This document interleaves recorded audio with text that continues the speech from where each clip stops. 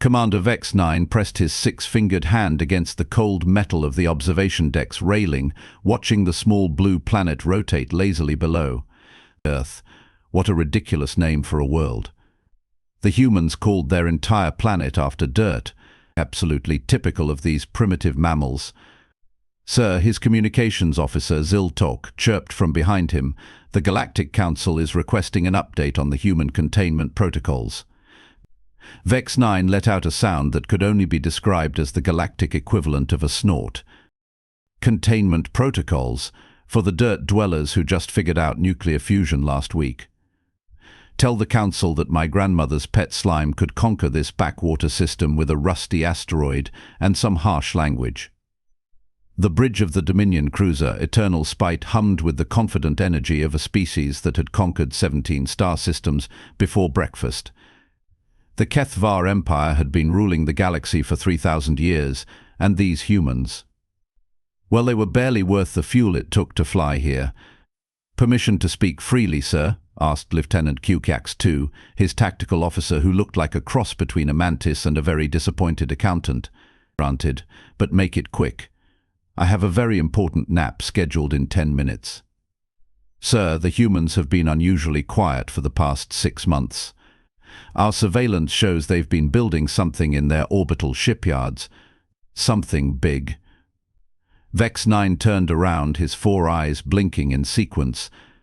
It was a habit that made him look thoughtful, though mostly he was just trying to remember if he'd left his plasma rifle on stun or kill from the last rebellion he'd squashed.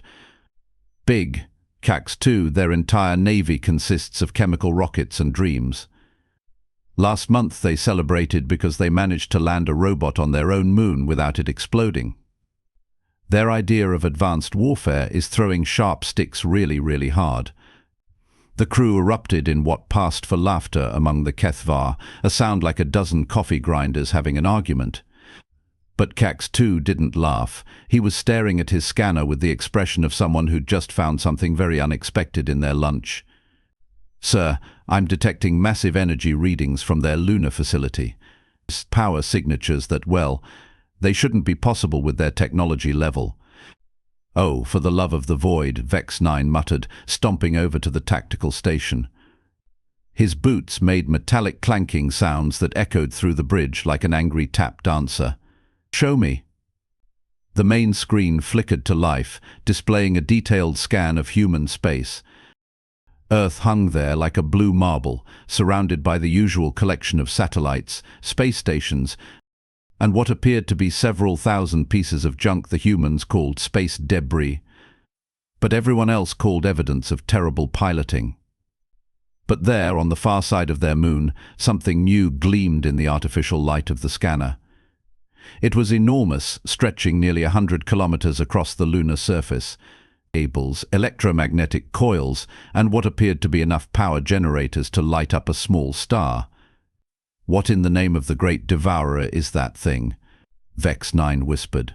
"Unknown, sir, but the energy readings are concerning." "Concerning?" "It's humans, Qax-2. Their most advanced weapon is a pointed stick with a better attitude." "How concerning could it possibly be?" Before Qax-2 could answer, every alarm on the bridge started screaming at once. Red lights flashed, sirens wailed, and somewhere in the distance someone's coffee mug fell over and made a tragic clattering sound. "Contact. Multiple contacts." Ziltok shouted over the noise. "Sir, every major power in the galaxy is moving ships toward the Sol system. The hegemony, the Trade Federation, the Crystal Lords, even the hive mind is sending scouts." Vex-Nine felt something that might have been concern starting to gnaw at his stomach. Or maybe it was just the questionable fish he'd had for lunch.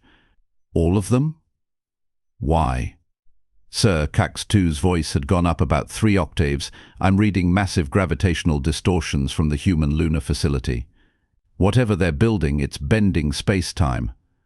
"Space-time doesn't just bend because some monkey descendants point their newest toy at it," Vex-Nine snapped, but his voice lacked its usual confidence. "He run a full-spectrum analysis. I want to know what these dirt grubbers think they're playing with." The minutes ticked by with painful slowness. The bridge crew worked with the frantic energy of beings who were starting to suspect that their afternoon might not go according to plan.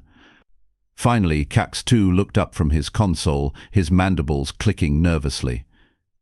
"Sir, according to our analysis, the humans have constructed what appears to be a magnetic acceleration system of unprecedented scale. The power requirements alone should be impossible with their technology, but somehow they're drawing energy directly from their planet's magnetic field and, sir, this is insane. They're using quantum tunneling to bypass traditional energy limitations." Vex-9 stared at him. "That's impossible. Quantum tunneling on that scale requires mathematical models that these primates haven't even dreamed of yet.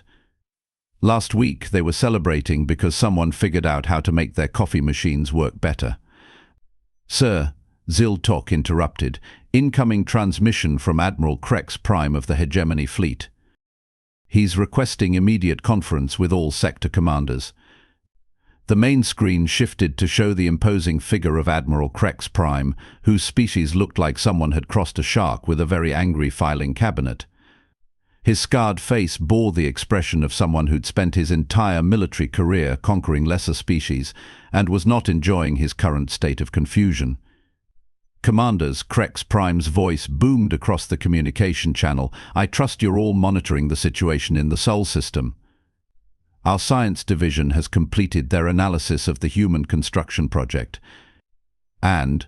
asked Commander Vex-7 of the Crystal Lord's fleet, her voice like wind chimes made of anxiety. "It's a railgun," Krex Prime said simply. The silence that followed was the kind of silence that happens when someone announces that the laws of physics have decided to take a vacation. "A railgun?" Vex-9 finally managed. "Admiral, with respect, humans build railguns the way children build sand castles. Small, crude, and they fall apart when you look at them funny." "Not this one," Krex Prime replied grimly. "This railgun is 157 kilometers long. It's powered by tapping directly into their planet's magnetic field, uses quantum tunneling to achieve relativistic velocities, and according to our calculations, it could accelerate a projectile to approximately 97% the speed of light." Another silence. This one was the kind of silence that happens when everyone realizes they might have made a terrible mistake. That's not possible," whispered Commander Yilnex of the Trade Federation. "Our most advanced railguns can barely achieve 10% light speed, and those require the power output of an entire solar array." "Tell that to the humans," Krex Prime said. "Our intelligence reports indicate they've been working on this project for less than 2 years. 2 years. It took us centuries to develop comparable technology, and theirs is already superior." Vex-9 felt something cold crawling up his spine. What kind of projectile are they planning to fire? Known, but given the energy levels involved, it doesn't really matter. At 97% light speed, they could fire a rubber duck, and it would hit with the force of a small star going supernova. The communication channel erupted in nervous chatter as commanders from across the galaxy tried to process this information.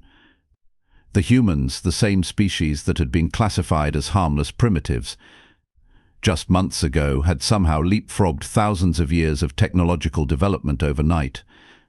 "Sir," Cax-2 spoke quietly, "there's something else. I'm detecting movement in the human fleet. They're positioning ships throughout their system, and, sir, they're not running." Vex-9 looked at the tactical display. Indeed, instead of fleeing in terror at the approach of multiple galactic armadas, the human ships were taking up what appeared to be defensive positions, as if they thought they could actually fight. "How many ships do they have?" he asked. "Approximately 200 vessels of various classes. Most appear to be lightly armed exploration vessels, some cargo haulers, and about 30 what they call destroyers that wouldn't qualify as patrol boats in any civilized navy." 200 ships against Vex-9 counted quickly, roughly 3,000 vessels from 7 different galactic powers. Either they're completely insane, or they know something we don't, Cax-2 finished. At that moment, every sensor on every ship in the system lit up like a festival of lights. The lunar facility was powering up, and the energy readings were climbing to levels that made the bridge instruments start making unhappy beeping sounds. "All ships, this is Admiral Sarah Vance of the Human Defense Fleet," a new voice cut through the galactic communication channels. The voice was calm, professional, and carried just a hint of amusement that made Vex-Nine's scales itch. "You are currently trespassing in sovereign human space. You have 30 minutes to begin withdrawal to beyond the heliopause. This is your only warning." The various alien commanders looked at each other through their communication links with expressions ranging from disbelief to outright laughter. "Did she just threaten us?" asked Commander Vex-Seven. "With what?" laughed Admiral Krex Prime. 200 tin cans and an oversized slingshot." Admiral Vance's voice returned, and this time there was no mistaking the smile in her tone. "Gentlemen, ladies, and assorted beings, I understand your skepticism. You've spent millennia conquering species that couldn't fight back effectively. You've grown comfortable with the idea that superior numbers and established technology always win. Today, you're going to learn why that assumption is problematic." "This is ridiculous," Vex-Nine muttered, but he noticed his hands were starting to shake slightly. "Zil Talk, open a channel to the human admiral." "Channel opened, sir." "Admiral Vance, this is Commander Vex-Nine of the Kethvar Empire. You are vastly outnumbered and outgunned. Surrender now, and we'll consider allowing your species to continue existing as a client state." The response came back immediately. "Commander Vex-Nine, thank you for volunteering to be our demonstration target. Please maintain your current position. This will only take a moment." Before Vex-Nine could ask what that meant, the lunar facility fired. The universe seemed to hold its breath for just a moment. Then space itself appeared to tear apart as something invisible streaked across the solar system at a significant fraction of light speed. The projectile, whatever it was, left a trail of distorted space-time that made the sensors scream and the bridge lights flicker. 3 seconds later, the Kethvar heavy cruiser Unlimited Power, positioned at the edge of the system, simply ceased to exist. One moment it was there, a kilometer-long monument to galactic military engineering. The next moment there was nothing but expanding plasma and the fading echo of what had once been a very confident crew. The silence that followed was absolute. Even the background hum of the ship's engines seemed muted, as if the universe itself was processing what had just happened. "Status report." Vex-Nine shouted, his voice cracking slightly. "Sir," Cax-2 whispered, "the unlimited power is gone, being completely vaporized. No debris larger than individual atoms. The kinetic energy release was equivalent to approximately 50 antimatter warheads detonating simultaneously." Admiral Vance's voice returned to the communication channel, still maintaining that infuriatingly calm tone. "As I mentioned, 30 minutes to begin withdrawal. That shot was fired at reduced power to minimize collateral damage to your other vessels. The next shot will be at full power, and I assure you the fireworks will be considerably more impressive." Vex-Nine looked around the bridge at his crew. For the first time in his military career, he was seeing something he'd never expected to see on a Kethvar warship, Fear. Sir Ziltok spoke quietly, incoming priority communication from Kethvar High Command. They're requesting immediate tactical assessment and recommendations for dealing with the human threat. "Threat?" Vex-Nine laughed, but it came out sounding more like a sob. 28 minutes ago, they were barely worth our attention. Now High Command is calling them a threat. Sir, what are your orders? Vex-Nine stared at the tactical display showing the positions of all the fleets that had come to subjugate humanity. 3,000 ships, representing the combined military might of 7 galactic civilizations, all suddenly wondering if they'd made a very serious error in judgment. "Orders," he repeated. "Cax-2, in your professional military opinion, what would happen if that railgun fired at our current position?" "Sir, based on the energy readings and the demonstrated effect on the unlimited power, a direct hit would eliminate not just our ship, but probably every vessel within a 50-kilometer radius." The shock wave alone would cripple anything within 500 kilometers. And they have how many shots available? Unknown, sir. But given the power generation capabilities we've observed, potentially dozens, maybe hundreds. Vex-Nine closed his 4 eyes and tried to think. This was supposed to be a simple intimidation mission. Show up with overwhelming force, demand surrender, accept the inevitable submission of another primitive species.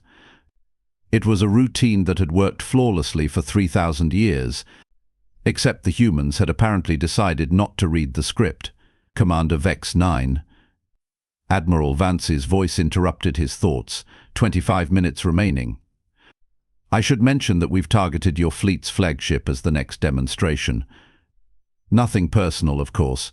Your ship just has the most impressive sensor suite. So your destruction will provide the best data for the other commanders to analyze. Data? Vex-Nine squeaked. Oh yes, we're quite interested in how various ship designs respond to relativistic kinetic impact. For science, you understand, we're always eager to advance our understanding of physics. The human admiral was talking about vaporizing his ship like it was a research experiment, with the casual tone someone might use to discuss the weather. Sir, Cax-2 said urgently, the other fleets are starting to move. The Crystal Lords are pulling back to minimum safe distance. The hegemony forces are, sir, they're retreating to beyond the asteroid belt. Vex-Nine opened his eyes and looked at the tactical display. Indeed, ships throughout the system were beginning to move away from their original positions. Not fleeing exactly, but definitely implementing what military strategists politely called tactical repositioning. 20 minutes, Commander Admiral Vance announced cheerfully. I do hope you're using this time productively, perhaps reviewing your life choices. That was it. Vex-Nine had reached the limit of his capacity for cosmic irony for one day. All ships, he announced over the fleet communication channel, implement immediate withdrawal to safe distance. Maintain defensive posture, but do not, under any circumstances, fire on human vessels unless directly fired upon. Sir, Cax-2 asked quietly, what constitutes safe distance? Vex-Nine looked at the energy readings from the lunar facility, still climbing as the humans prepared their next shot. I honestly have no idea, but I suggest we find out very quickly. As the Eternal Spite began its withdrawal, Vex-Nine couldn't help but wonder how he was going to explain this in his report to High Command. How do you tell your superiors that the species you came to conquer had just redefined the rules of galactic warfare in the span of a single afternoon? The answer, he suspected, was very carefully. 15 minutes later, the bridge of the Eternal Spite resembled a therapy session for traumatized military officers. Vex-Nine had stopped pacing and was now sitting in his command chair, staring at the tactical display with the expression of someone trying to solve an impossible puzzle. Sir, Ziltok announced, we're receiving communications from fleets across the galaxy. Word of the human demonstration has reached the outer territories. Of course it has, Vex-Nine muttered. Nothing travels faster than bad news, except possibly whatever the humans just fired at the unlimited power. Admiral Vance's voice crackled over the communication system again. Attention all vessels. 10 minutes remaining. I should point out that our targeting systems have now locked onto 3 additional ships as potential demonstration subjects. The selection process was quite scientific. We chose the ones with the shiniest hulls. Cax-2 made a choking sound. Sir, our hull was just polished last week. I noticed, Vex-Nine replied grimly. Suddenly, the main communication channel erupted with an incoming transmission marked with the highest priority codes of the Galactic Council. The screen shifted to show Chancellor Vorth Prime, the ancient leader of the Council whose species looked like a cross between a wise old turtle and a very concerned accountant. Emergency session of the Galactic Council is hereby convened, Chancellor Vorth Prime announced, his voice carrying the weight of 3 millennia of bureaucratic authority. All fleet commanders will maintain current positions and await further instructions. Chancellor, Admiral Krex Prime interrupted. With respect, maintaining current positions may result in significant fleet losses. The humans have demonstrated capabilities that exceed our projections by several orders of magnitude. Impossible, Chancellor Vorth Prime replied, but his voice lacked conviction. Our intelligence reports clearly indicate that humans are barely spacefaring. They only achieved faster than light travel 6 months ago. Admiral Vance's voice cut through the official channel with the casual ease of someone crashing a formal dinner party. Chancellor Vorth Prime, this is Admiral Sarah Vance of Earth Defense Command.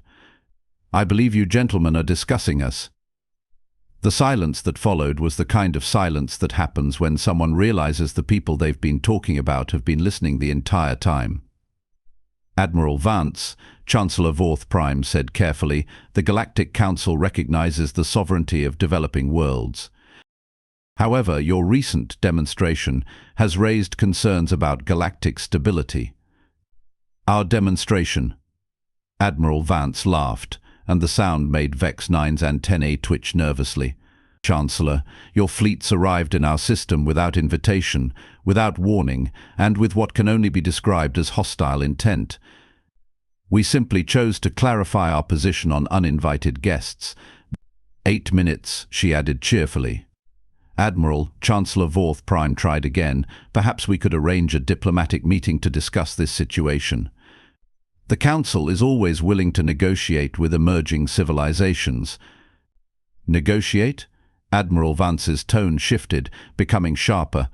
Chancellor, let me save us all some time. For 3,000 years, your various empires have followed the same pattern.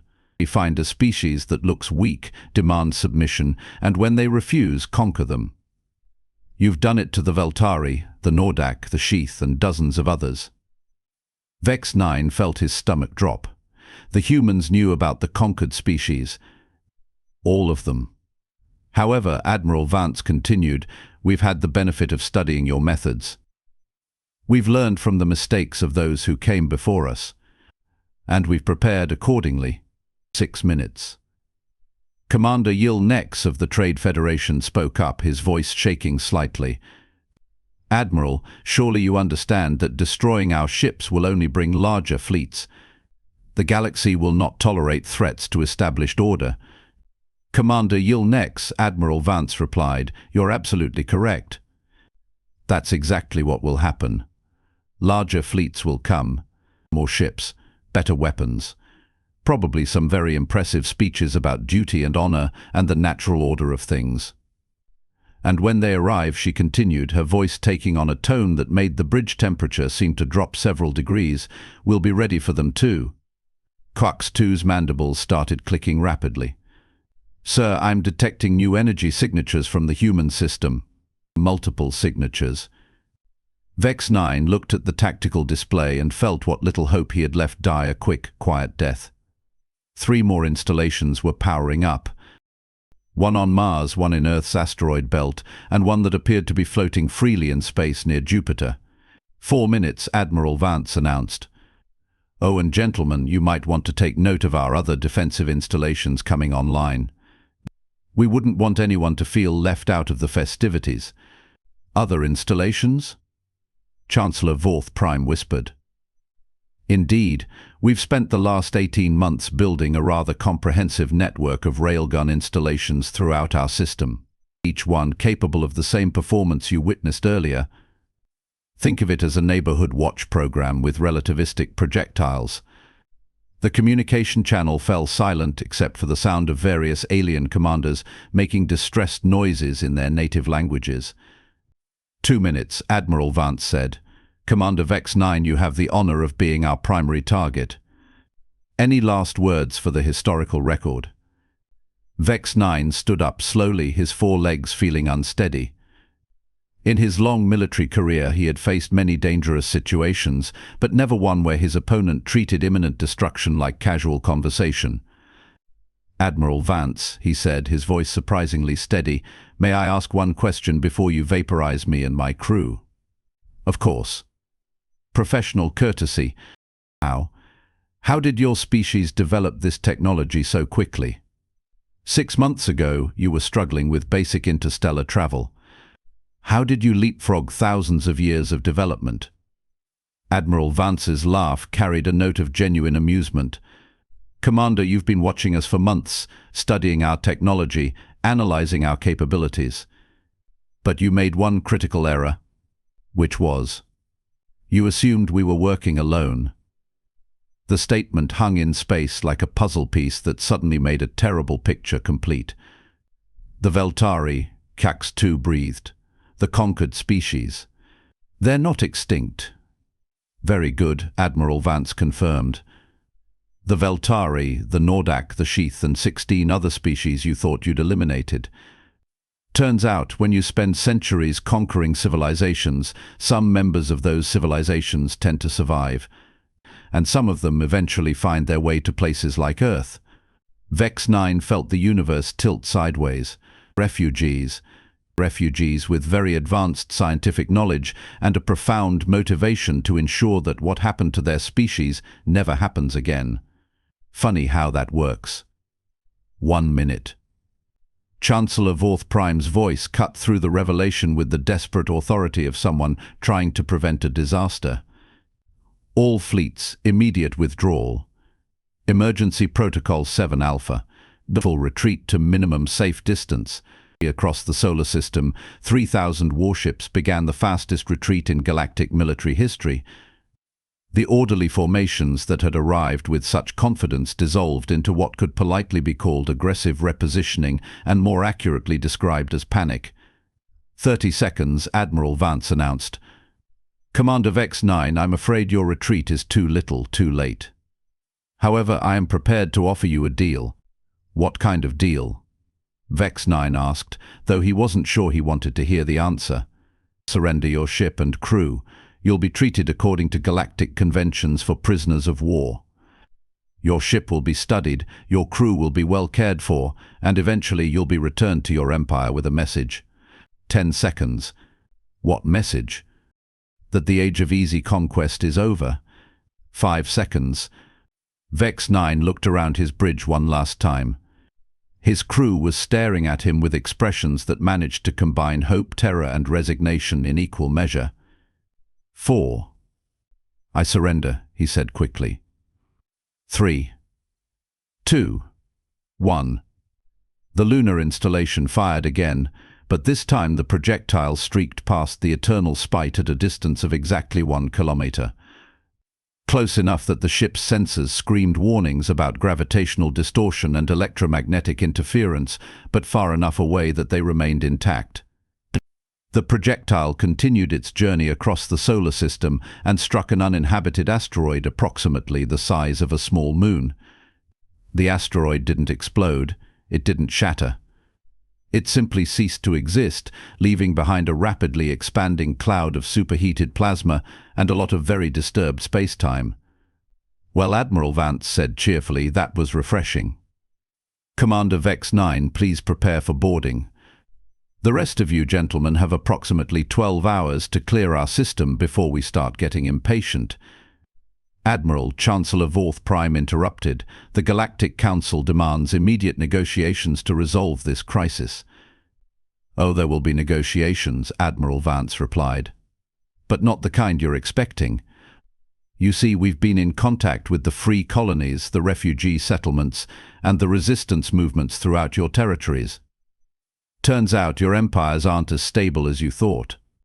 The tactical display suddenly lit up with new contacts throughout the galaxy. Dozens of systems that had been marked as pacified were showing signs of massive fleet movements. Not toward Earth, but toward the capital worlds of the various empires. What is this? Admiral Krex Prime demanded. Revolution, Admiral Vance said simply.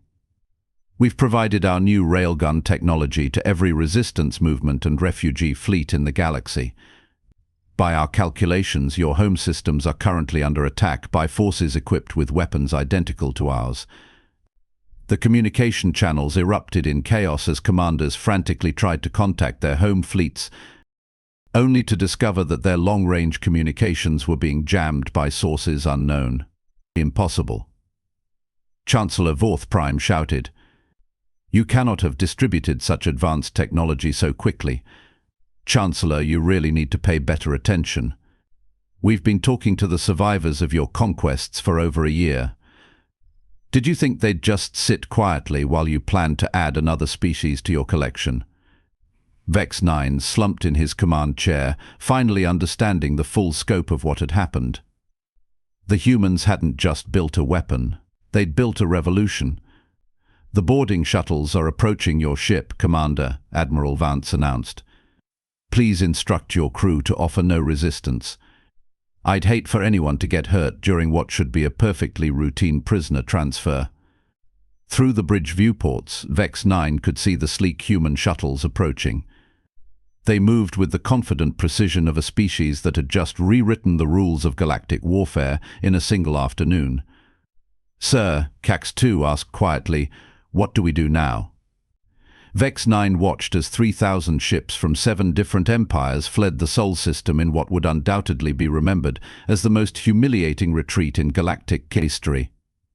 "Now," he said, "now we learn what it feels like to be on the other side of conquest. And we hope the humans are more merciful than we were." As the human boarding parties docked with the Eternal Spite, Vex-Nine couldn't help but admire the elegant simplicity of what the humans had accomplished. They hadn't just defended themselves. They'd created a cascade of liberation that would topple empires and free enslaved species across the galaxy. All with a railgun, some refugee scientists, and what appeared to be a very twisted sense of humor. Commander Vex-Nine, Admiral Vance's voice came through the ship's communication system one final time. "Welcome to the new galactic order. I think you're going to find it quite different from what you're used to." Outside the bridge windows, the stars looked the same as they always had. But Vex-Nine knew that everything had changed. The galaxy that had existed when he woke up this morning was gone, replaced by something new and uncertain. And somewhere in the distance he could swear he heard the sound of 1,000 chains breaking at once. The age of easy conquest was indeed over. The age of humans had begun,